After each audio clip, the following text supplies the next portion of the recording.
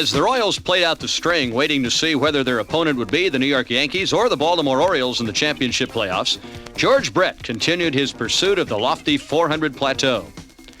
After dipping below that mark, George vaulted back up there on September 19th against Oakland. Here's the wind, the 1-2 pitch. Drilled into right field, base hit. Al McRae will score, and Brett has singled.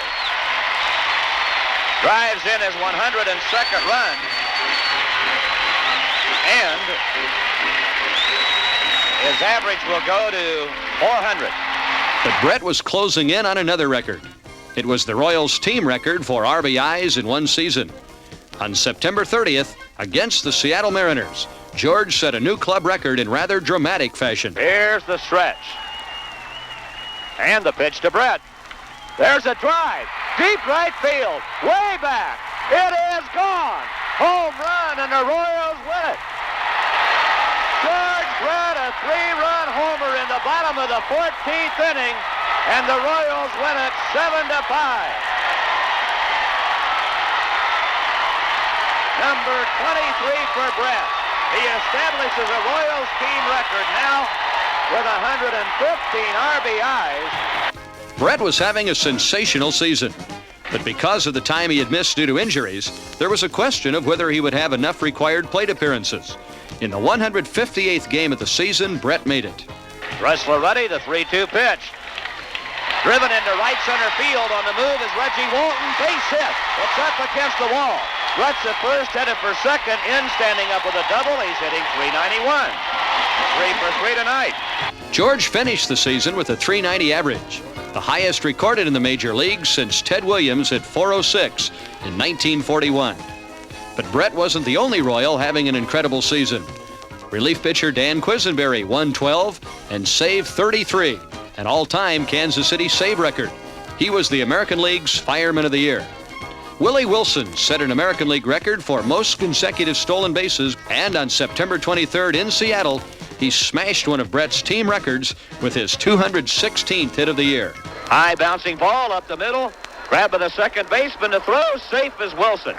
And that is base hit number 216 this year, and that is a new Royals team record. Then in the next to last game of the season, Wilson set a horde of records. Ground ball up the middle. Base hit. Around third to score comes Chalk. Mullinex headed for third, and Willie has done two things. He has tied the American League record for singles. He is the first man ever to record 700 at-bats in Major League history, and here comes a standing ovation for Willie. Line drive, center field, there it is. One run is in. Here comes Clint Hurdle to the plate. He scores. And Willie has done it. Second man in history to collect at least 100 hits from each side of the plate. Oh yes, we should mention that in this game, Dennis Leonard won his 20th game of the season, the third time in his magic figure. So now it was on to the playoffs for the fourth time in the last 5 seasons. And for the fourth time in the last 5 years, their opponents were the New York Yankees. In past season competition, the Royals and Yankees had staged some memorable battles. Unfortunately for KC fans, the outcome always went the New Yorkers' way.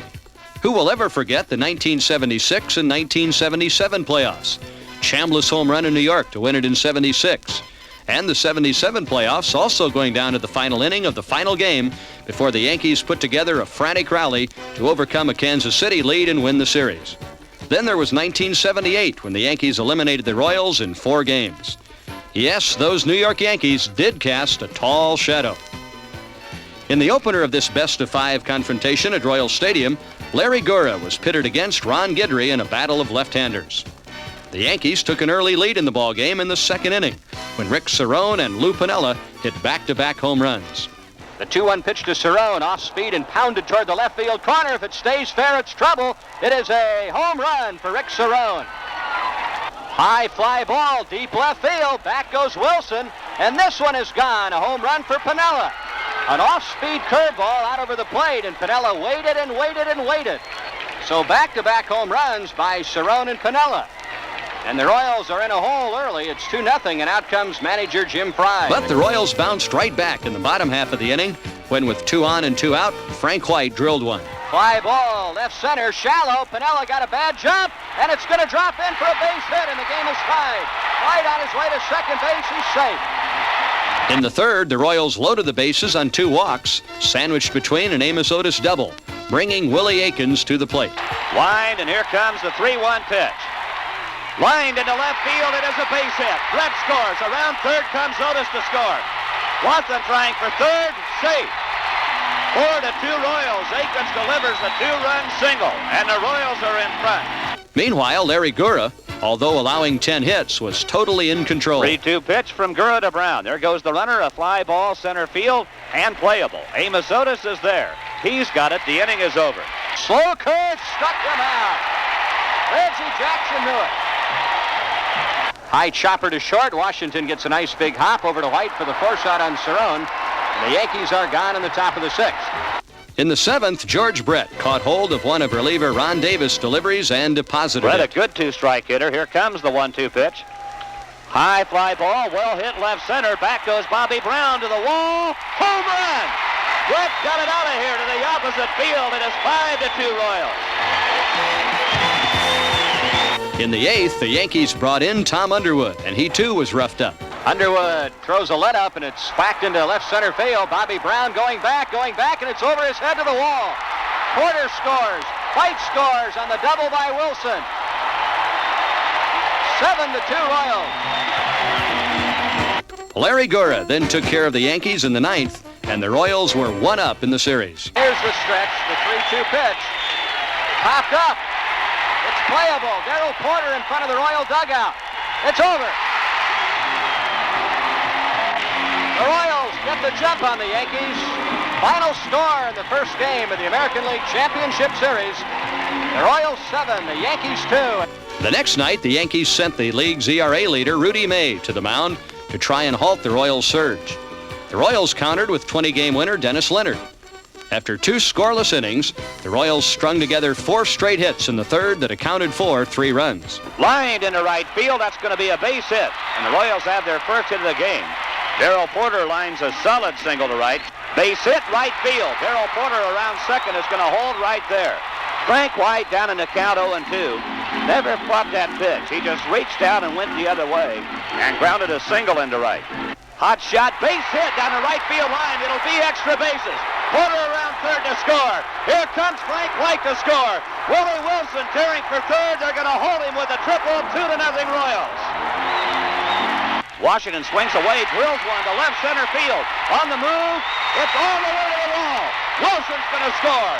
Washington at second base, standing up with a double. It is 3-0 Royals.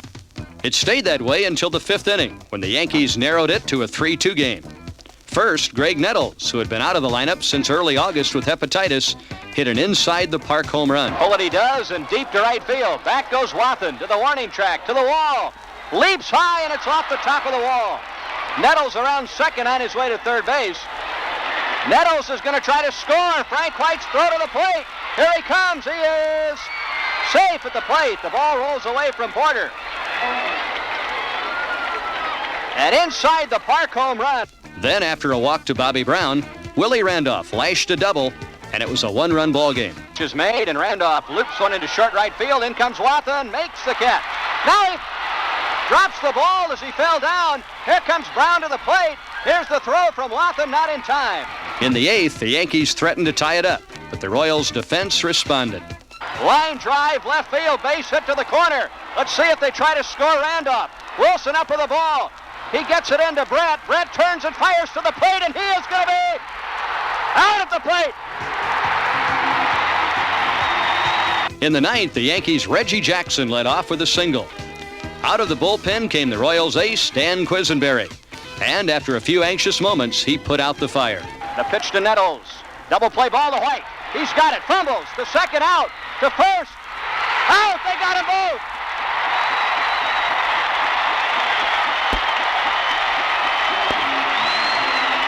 The Royals have won it 3-2. Push the Yankees to the end. So the Royals were up by 2 games. One more victory, and they were the American League champions. However, that one win would have to come at Yankee Stadium, not the easiest place to play.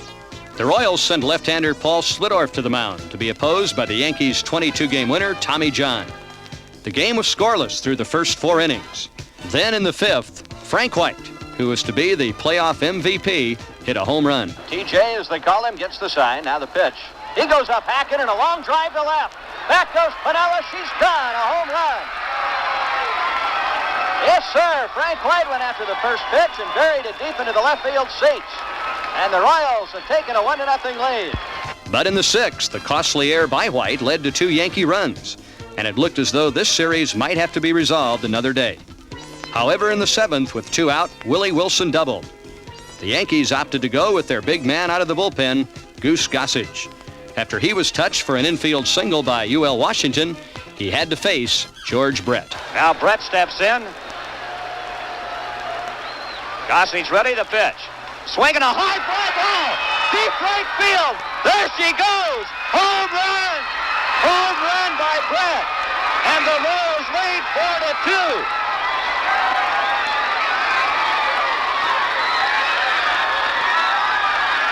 George Brett hit it in the upper deck off Gossage, and the Royals lead.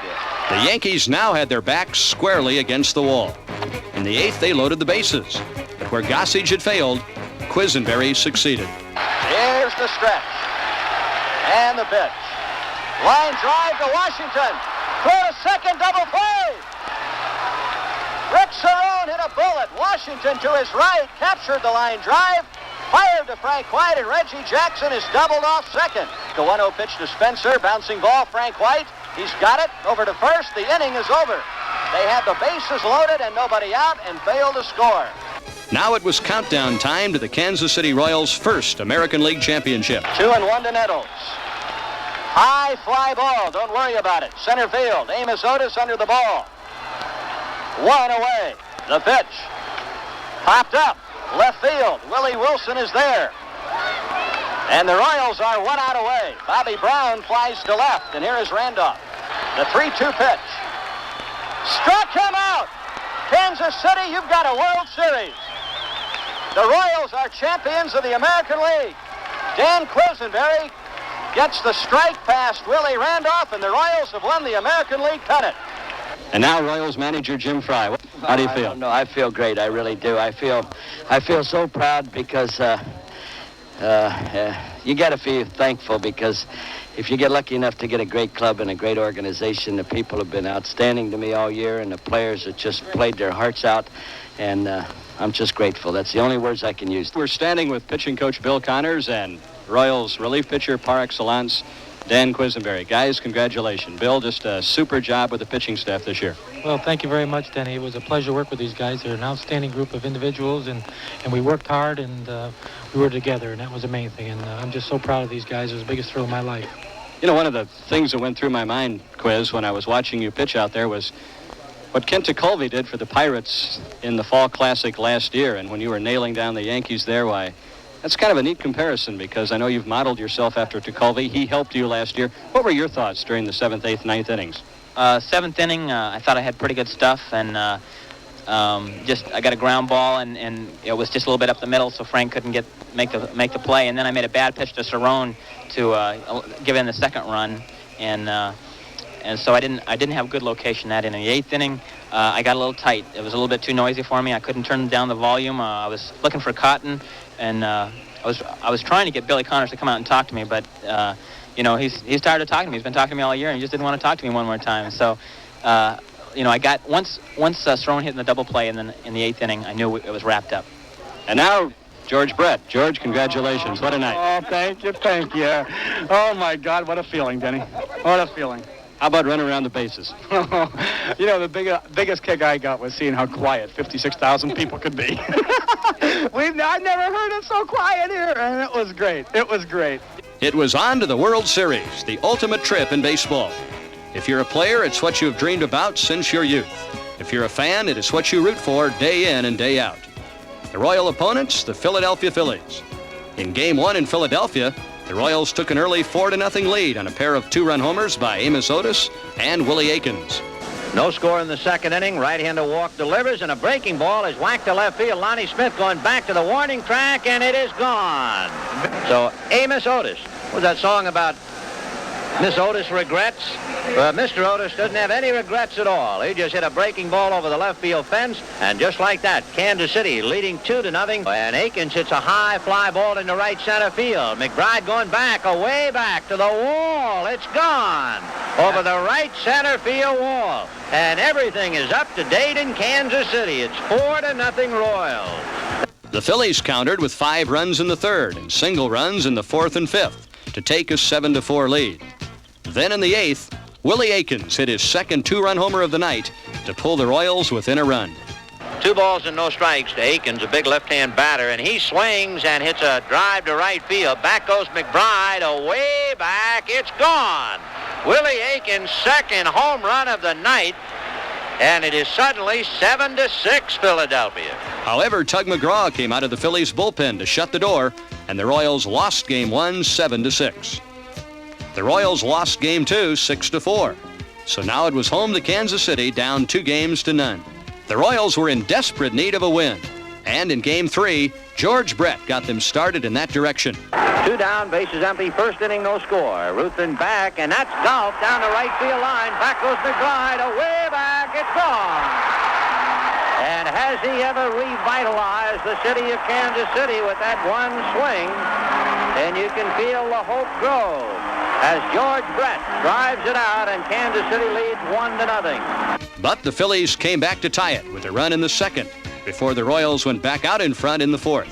0-1 the count, and the pitch to Akins is swung on and sliced to left field. Lonnie Smith with the ball slicing away. Dives, can't come up with it. It'll roll all the way into the corner. Akins is to second, making his turn. The big first baseman on his way for 3. He is in there, head first. So in a 1-1 tie in the fourth, there's a runner at third, 1 out, and Hal McRae hits a line drive base hit into right center. And the Royals lead 2-1. But a Mike Schmidt home run in the fifth tied it up again. Then in the seventh, Amos Otis hit his second home run of the World Series. Fastball and a high drive into deep right field. Back goes McBride, away back at the wall. It's gone. Amos Otis hit it right at the 385 sign. Nate McBride went to the wall and then dropped his arms disconsolately at his side. And would you believe the Royals are leading 3-2 in the seventh inning. In the eighth, the Phillies came back again to tie it up. It looked like the Phillies might take the lead with 2 on and Mike Schmidt at the plate. But Quisenberry came out of the bullpen to get the big man. The 1-1 pitch to Mike Schmidt. Quisenberry delivers a broken bat blooper into center. Amos Otis coming on. He's got it. Mike Schmidt broke his bat and hit a dunker, and Amos Otis was there to grab it. So the Phillies get a run on 2 hits and a walk and leave 2 more. They've left 12. This game was headed for extra innings. In the 10th, a similar situation evolved. 2 on, 1 out, and Mike Schmidt facing Dan Quisenberry. Bob Boone at second, not a fast runner. And there's a line drive grabbed by White. Steps on second, double play. In the bottom half of the inning, the Royals had 2 on and 2 out, and Willie Akins at the plate. He was about to deliver their first World Series win ever. 2-1 to Willie Akins. McGraw at the belt. And Tubbs' 2-1 pitch is a fly ball into left center. It's going to be through for a base hit, and here comes Wilson to score.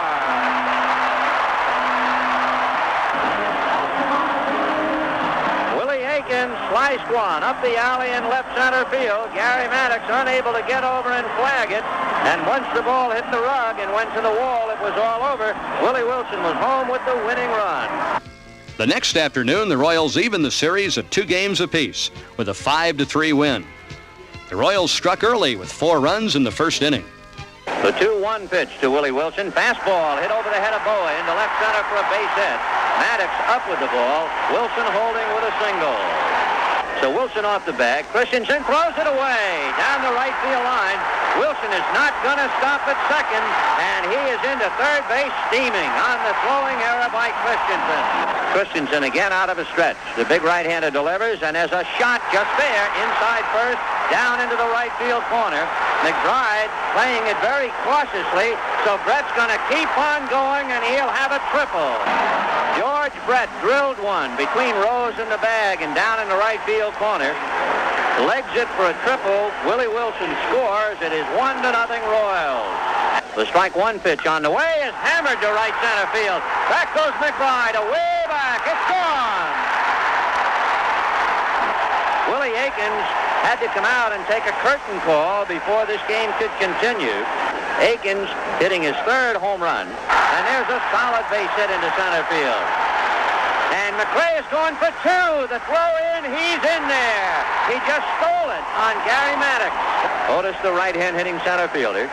And the strike one pitch, Davis. Fastball, hammered to right center. Back goes Gary Maddox, away back to the wall. It's off the top of the wall. Now Maddox having trouble picking it up. McRae will score on a double by Otis. 4-0 Royals. Philadelphia